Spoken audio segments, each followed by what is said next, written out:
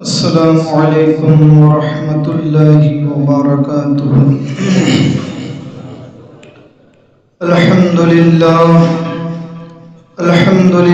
نحمده ونصلی ونسلم علی حبیبہ الکریم،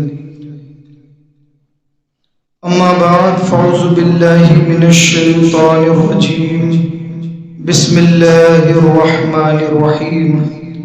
یا ایہا الذین آمنوا ادخلوا فی السلم کافۃ ولا تتبعوا خطوات الشیطان انہ لکم عدو مبین۔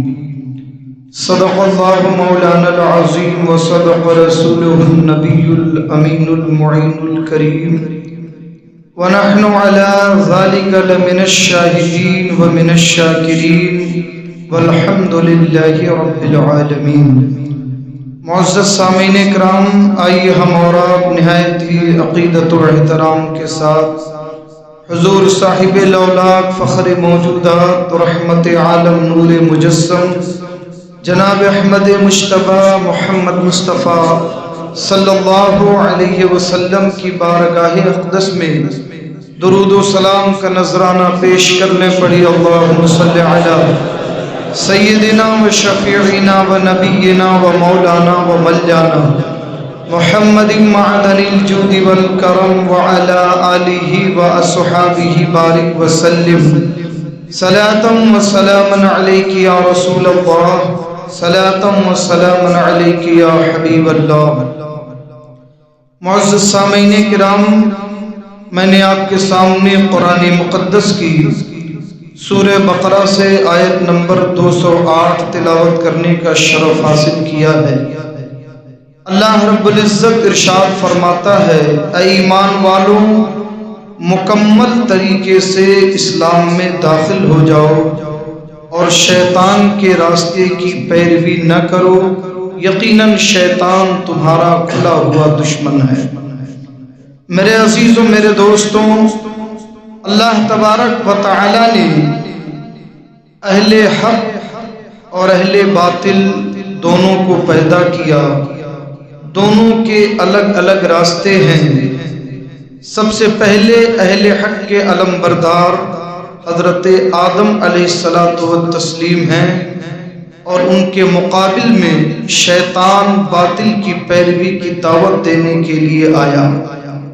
اور یہ پھر صبح قیامت تک یہ سلسلہ جاری رہے گا، اس لیے کہ یہ دنیا دارالعمل ہے۔ اللہ نے دونوں راستے واضح کر دیے اور اہل حق کی نشانیاں بتا دی۔ یہ بھی بتا دیا کہ اہل حق کا راستہ ہی اللہ کا راستہ ہے۔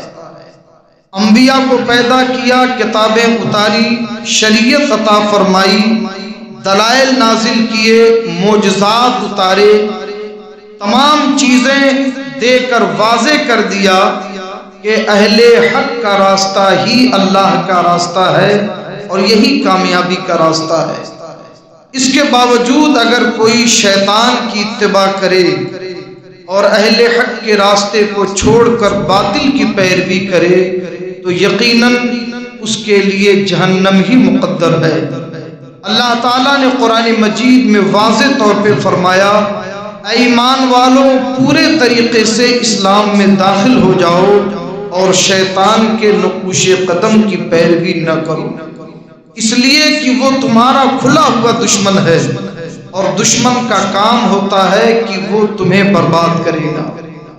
میرے عزیزوں، میرے دوستوں، دور حاضر کے تناظر میں اس وقت جس دور میں ہم زندگی گزار رہے ہیں، ہمارے لیے عافیت اور امن کا راستہ یہی ہے کہ ہم پوری طاقت کے ساتھ، پوری ایمانداری کے ساتھ اسلام کی اتباع کریں اور اسلام پر قائم رہیں۔ یہی نجات کا راستہ ہے جو دلائل و براہین سے ثابت ہو چکا، شواہد و مشاہدات سے ثابت ہو چکا ہے۔ لہذا اب اسے چھوڑ کر کسی اور راستے کی اگر کوئی پیروی کرتا ہے تو یقیناً وہ شیطان کی پیروی کرتا ہے، جو گھاٹے میں ہے، خسارے میں ہے اور جہنم میں لے جانے والا عمل ہے۔ میرے عزیزوں، میرے دوستوں، اس وقت سب سے زیادہ ضروری یہ ہے کہ ہم اپنے تہذیب، اپنے کلچر، اپنے دین، اپنی شریعت اور اپنی شناخت پر قائم رہیں۔ اس لیے کہ آج چاروں طرف سے اس بات پر یلغار ہے کہ ہماری شناخت ختم ہو جائے، ہماری پہچان مٹ جائے، ہم دنیا میں عام لوگوں کی طرح اور لوگوں کی طرح ہو جائیں۔ مگر یاد رکھنا، دنیا کی اور قومیں چاہیں جس راستے پہ چلیں، ہمیں اس سے غرض نہیں، مگر اللہ تعالیٰ نے ہمارے لیے زندگی گزارنے کے ہر ایک زاویے متعین کر دیے ہیں۔ ہماری پیدائش سے لے کر ہماری موت تک ہر ایک عمل، چاہے وہ تجارت کے تعلق سے ہو، شادی بیاہ کے معاملات ہوں، دنیا کی زندگی کے معاملات ہوں، دوستی دشمنی کے معاملات ہوں، کھانے پینے کے معاملات ہوں، عائلی معاملات ہوں، سیاسی سماجک معاملات ہوں، اللہ تعالیٰ نے ہر ایک قدم پہ ہماری رہنمائی کے لیے کتاب ہدایت قرآن مجید کو نازل فرمایا اور اپنے نبی کی سیرت طیبہ ہمیں عطا فرمائی، جس پر عمل کر کے ہم دنیا اور آخرت میں کامیاب ہو سکتے ہیں۔ میرے عزیزوں، میرے دوستوں، میں آپ کو بتانا چاہتا ہوں کہ اللہ تبارک و تعالی نے اسلام میں وہ کشش پیدا کی ہے اور سچائی جس میں ہوتی ہے اس میں کشش ہوتی ہی ہے، مگر شرط صرف یہ ہے کہ آدمی خلوص کے ساتھ دین کی اتباع کرے، خلوص کے ساتھ شریعت پر عمل کرے۔ اگر وہ شریعت کو اپنی ذات کے لیے استعمال کرتا ہے، اپنی تجارت کے لیے استعمال کرتا ہے، اپنے قد کو بڑھانے کے لیے استعمال کرتا ہے، تو وہ اپنے آپ کو بھی دھوکہ دے رہا ہے اور اپنے رب کو دھوکہ دینا چاہتا ہے، حالانکہ وہ رب کو دھوکہ نہیں دے سکتا۔ اللہ کے دین کی اتباع صرف اور صرف خلوص کے ساتھ کرو، اللہ کی عبادت کی نیت سے کرو، اللہ تبارک و تعالیٰ کے دین کو قائم کرنے کے لیے کرو، اللہ کی مدد تمہارے ساتھ ضرور ہوگی۔ یہ ہو نہیں سکتا کہ اللہ تبارک و تعالیٰ اس بندے کو ناکام کر دے جو بندہ اللہ کی رضا کے لیے، اللہ تبارک و تعالیٰ کے دین کی حمایت کے لیے اور اللہ کی بارگاہ میں خلوص کے ساتھ آگے بڑھے۔ ہمارے لیے تو پروردگار عالم نے زندگی میں بھی کامیابی رکھی ہے اور موت کے بعد بھی کامیابی رکھی ہے۔ اس لیے مسلمان حقیقت میں جو صاحب ایمان ہیں وہ کسی موڑ پر اور کسی بھی جہان میں ناکام نہیں ہو سکتے، چاہے وہ دنیا کی زندگی ہو یا آخرت کی زندگی ہو۔ میرے عزیزوں، میرے دوستوں، بڑا افسوس ہوتا ہے جب آج ہم قوم مسلم کو دیکھتے ہیں کہ وہ اپنی ترقی کے لیے، اپنے معاملات کو سدھارنے کے لیے، اپنی پریشانیوں کو دور کرنے کے لیے، اپنا علاج کرنے کے لیے اور اپنی دنیا کی ناکامیوں سے باہر نکلنے کے لیے وہ غیروں کا راستہ تلاش کرتے ہیں، وہ غیروں کے در پہ بھٹکتے ہیں، وہ غیروں کی تہذیب کو اپناتے ہیں اور وہ غیروں کے در پہ بھیک مانگتے کھڑے ہوتے ہیں۔ اللہ نے تمہیں وہ نبی عطا فرمایا جس کی بھیک ساری دنیا میں بڑھتی ہے، سب ان کا فیضان پاتے ہیں۔ ایسی سیرت اس نبی کو عطا فرمائی جس پر عمل کر کے ساری دنیا کامیاب ہو سکتی ہے، جس کے پاس اتنا عظیم رہنما موجود ہو، جس کے پاس اتنا عظیم قائد موجود ہو، جس کے پاس مکمل کتاب ہدایت موجود ہو، جس کے پاس مکمل شریعت مصطفیہ موجود ہو، جو زندگی کے ہر موڑ پہ ہمیں کامیابی کا درس دینے کے لیے ہمارے لیے راستے اور خطوط متعین کر رہی ہے۔ ہم اسے چھوڑ کر کے ایسوں کے پاس جائیں جو خود ہی محتاج ہیں اور دنیا کے چند پیسوں کی چمک دمک نے جن کو شیطان صفت بنا رکھا ہے، ہم ان کی تہذیب کو اپنائیں، ان کے سامنے بھیک مانگیں، ان کے سامنے دستے طلب بڑھائیں۔ اس سے زیادہ شرمندگی اور افسوس کا کوئی مقام نہیں ہو سکتا۔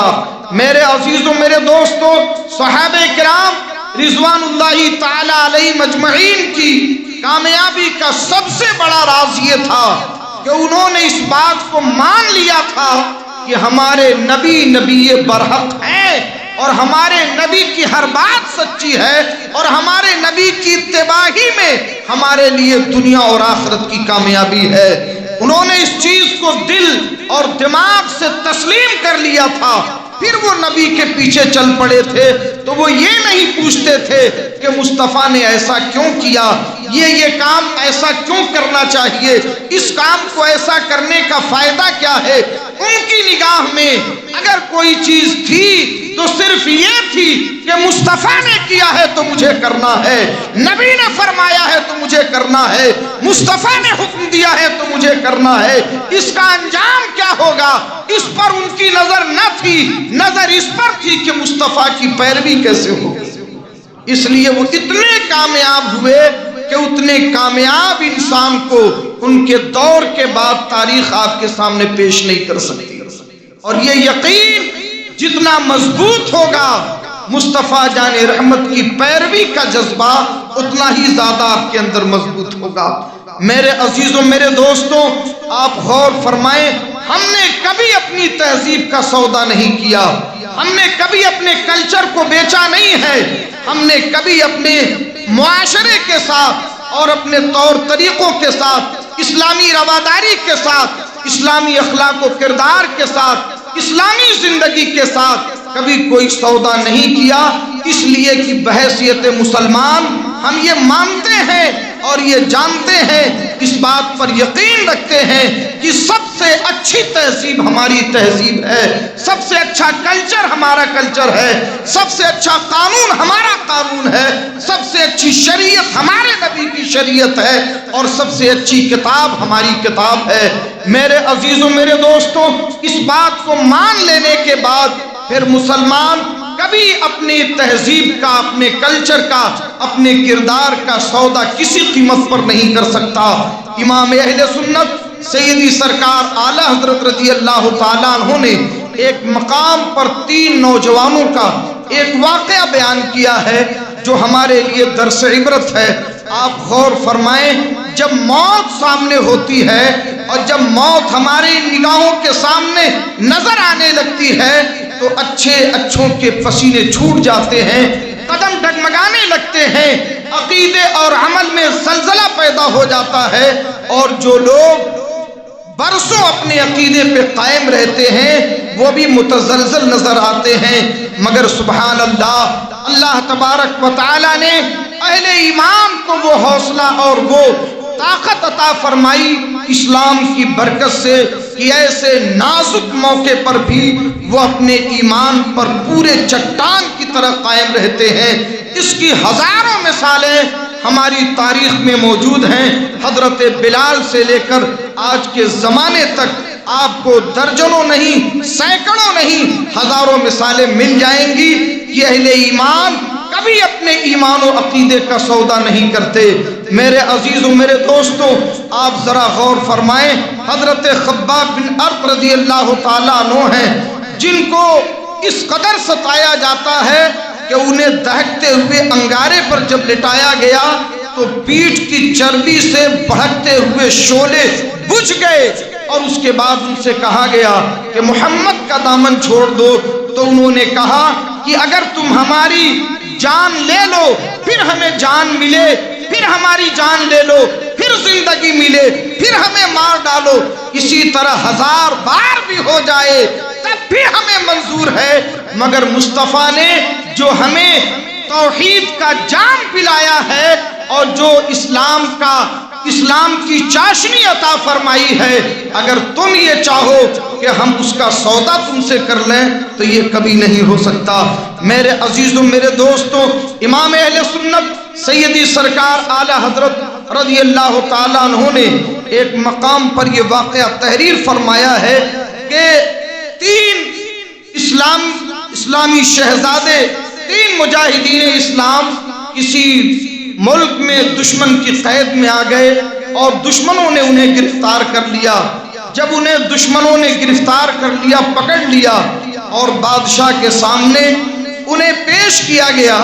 کہ یہ ہیں جو مسلمان لڑکے ہیں، اور انہیں ہم لوگوں نے گرفتار کیا ہے۔ تو بادشاہ نے انہیں دیکھنے کے بعد یہ کہا کہ ان سب کو موت کے حوالے کر دو، ان کی گردنیں مار دی جائیں، یہ ہمارے دشمن ہیں، ان کی زندگی کا خاتمہ کر دیا جائے۔ تو وزیر اعظم نے کہا کہ انہیں تھوڑا موقع دینا چاہیے، انہیں کچھ موقع دیجئے، شاید ابھی یہ نوجوان ہیں، یہ اپنے اوپر غور کریں، اگر یہ ہمارے ملک کے قانون کو تسلیم کر لیتے ہیں، ہمارے دین اور دھرم کو تسلیم کر لیتے ہیں تو ان کی زندگی ہمیں بخش دینی چاہیے۔ بادشاہ نے کہا ٹھیک ہے، اگر تمہارا یہ خیال ہے تو میں انہیں ایک موقع دینے کے لیے تیار ہوں۔ تینوں سگے بھائی تھے، بڑے حسین و جمیل، ابھرتی ہوئی جوانی تھی، اور وزیر اعظم کو ان کے اوپر ترس آیا کہ یہ دین مسیحیت قبول کر لیں، دین نصرانیت کو قبول کر لیں۔ اس کے لیے اس نے اپنی کوشش تیز کر دی اور کافی دنوں تک ان پر تبلیغ کی گئی۔ پھر اس کے بعد بادشاہ کے سامنے پیش کیا گیا اور پوچھا گیا کہ کیا تم اپنے دین کو چھوڑنے کے لیے تیار ہو؟ ان تینوں نے کہا کہ ہم اپنی جان دے سکتے ہیں مگر اسلام نہیں دے سکتے، ہم اپنے دین سے دستبردار نہیں ہو سکتے۔ بادشاہ نے کہا کہ تم پر حجت تام ہو چکی، اب تم اپنی موت کو اپنی آنکھوں کے سامنے دیکھو گے۔ ایک بہت بڑے برتن میں تیل کھولایا گیا، اور جب وہ تیل بالکل گرم ہو گیا اور اس قدر کھولنے لگا کہ اگر اس میں کسی شے کو ڈال دیا جائے تو وہ بالکل اسے جلا کے راکھ کر دے۔ جب تیل بالکل کھولنے لگا اور اس کی گرمی کا احساس وہاں موجود لوگوں کو ہونے لگا کہ یہ تیل پوری طریقے سے گرم ہو چکا ہے، کھول رہا ہے، تو اس وقت بادشاہ کے حکم سے وزیر اعظم نے اس کے بڑے بھائی کو پکڑا اور کہا اس کے ہاتھ پاؤں کو باندھ کر کے اس کھولتے ہوئے تیل میں ڈال دیا جائے۔ اس سے مقصد یہ تھا کہ یہ ڈر کے اسلام چھوڑ دے گا اور دین مسیحیت کو قبول کر لے گا، مگر جب اس بڑے بھائی کے ہاتھ پاؤں کو باندھا گیا اور اسے کھولتے ہوئے تیل کے قریب لا کے آخری بار پوچھا گیا کہ دیکھ بس چند سیکنڈ کے اندر تجھے اس کھولتے ہوئے تیل میں ڈال دیا جائے گا، تو جل کے بالکل کباب بن جائے گا، اب بھی موقع ہے تو اپنے دین کو چھوڑ دے۔ تو اس نے کہا تھا خدا کی قسم ہزاروں سے جانیں اگر ہمیں مل جائیں تو وہ ساری جانیں مصطفیٰ جان رحمت کے قدموں پہ قربان کر دوں گا، مگر میں اس کھولتے ہوئے تیل کے خوف کی وجہ سے اپنا دین اور اپنا اسلام نہیں چھوڑ سکتا۔ بہرحال ان ظالموں نے اس نوجوان کو کھولتے ہوئے تیل میں ڈالا، اس کے دونوں بھائی دیکھ رہے ہیں اور دیکھتے ہی دیکھتے اس کا بھائی بالکل جل کر کے کباب ہو گیا، اس کی لاش بالکل کوئلہ ہو کر کے تیل کے اوپر تیلنے لگی، دونوں بھائی چیخیں مار کر کے رو پڑے۔ پھر اس کے بعد دوسرے بھائی کو پکڑا، اس کے ہاتھ پاؤں کو باندھا۔ اب آپ بتائیں ایک بھائی اپنے بھائی کی جلتی ہوئی لاش کو دہتے ہوئے شعلوں کے سامنے کھولتے ہوئے تیل میں دیکھ چکا ہے، ایسے حالت میں بڑے سے بڑے لوگوں کے قدم ڈگمگا جائیں، ایمان و عقیدے میں زلزلہ پیدا ہو جائے، مگر اس دوسرے بھائی کو جب تیل کے قریب لائے اور آخری مرتبہ اس سے پوچھا کہ یہ بتا کیا تو دین مسیحیت کو قبول کرے گا، کیا دین اسلام کو چھوڑے گا؟ اس نے کہا خدا کی قسم جس طرح میرے بھائی کو جلا دیا گیا، اگر 1000 بار مجھے جلایا جائے تب بھی میں اپنے نبی کے دین کو نہیں چھوڑ سکتا۔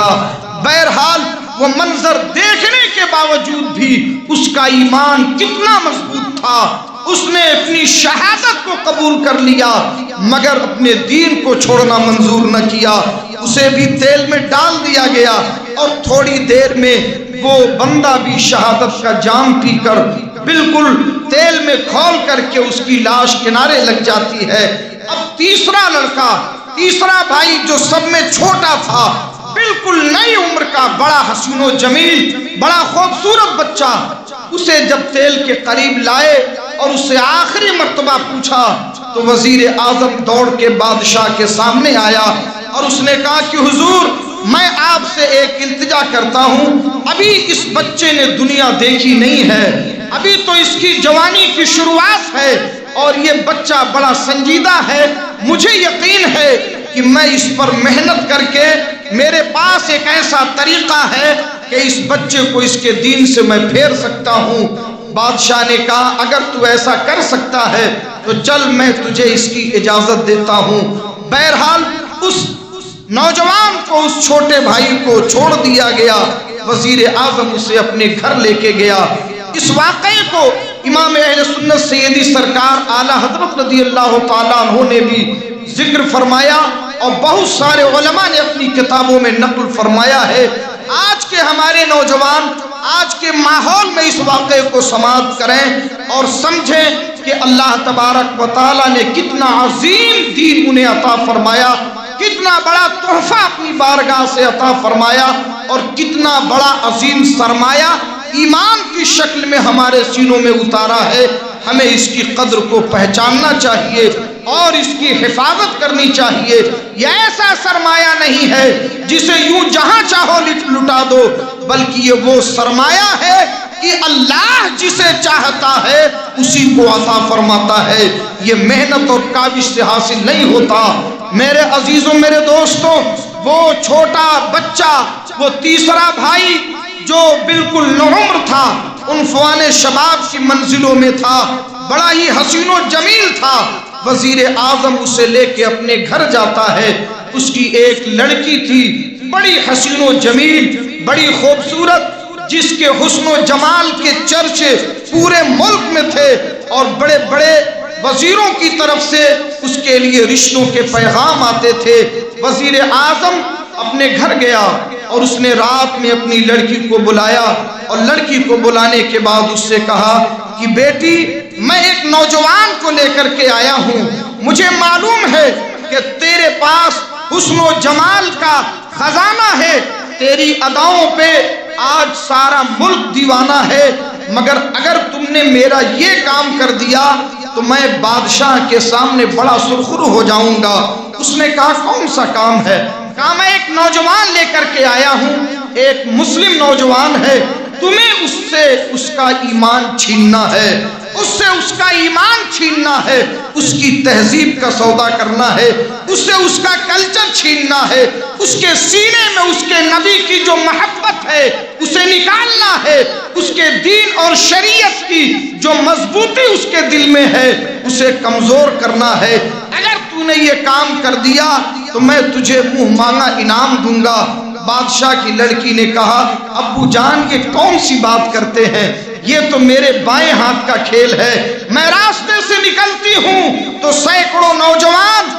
ہاتھ راستے کے دونوں طرف منتظر ہوتے ہیں میری ایک جھلک پانے کے لیے،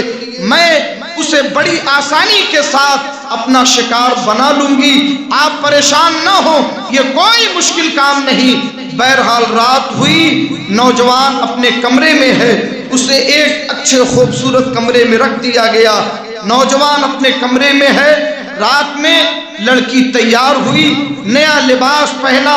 زیور پہنا،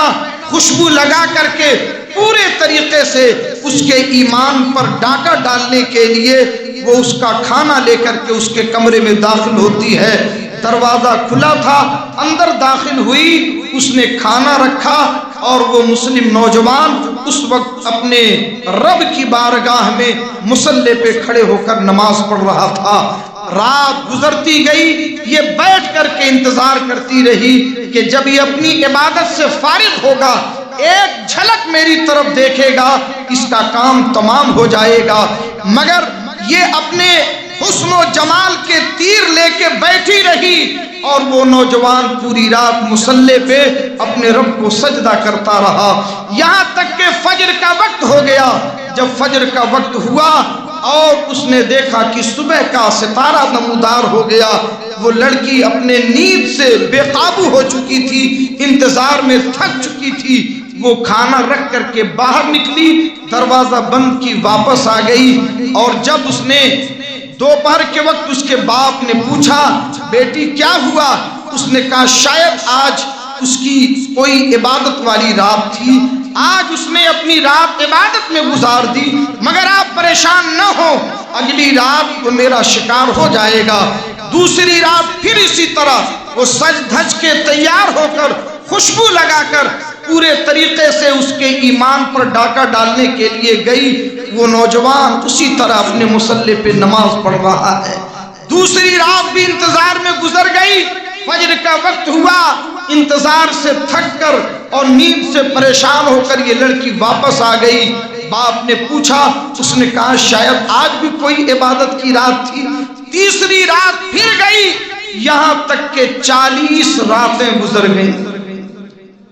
40 راتیں گزر گئیں، جس لڑکی کی ایک جھلک پانے کے لیے ہزاروں مجنوں راستوں کے چاروں طرف کھڑے رہتے تھے، ایک صاحب ایمان نوجوان، ایک مسلمان 40 رات تک اس کی طرف پلٹ کر نہیں دیکھا کہ یہ خوشبو کدھر سے آ رہی ہے، یہ حسن و جمال والی کون ہے، میرے کمرے میں آنے والی کون ہے۔ نہ اس کے چہرے کی طرف دیکھا، نہ اس کی طرف مڑا، نہ اس کے وجود کا احساس کیا، نہ اس سے بات کرنے کی کوشش کی۔ جب 40 راتیں گزر گئیں، 40 راتوں کے بعد اس لڑکی کے اپنے عقیدے اور عمل میں زلزلہ پیدا ہونے لگا، اس کی اپنی سوچ میں تبدیلی آنے لگی، اس کی اپنی فکر میں تہوبالگی ہونے لگی، اور 40 راتیں گزرنے کے بعد پھر اس نے 41ویں رات کو نوجوان کے سامنے اپنے آپ کو کھڑا کر دیا اور اس نے کہا اے اللہ کے بندے، میں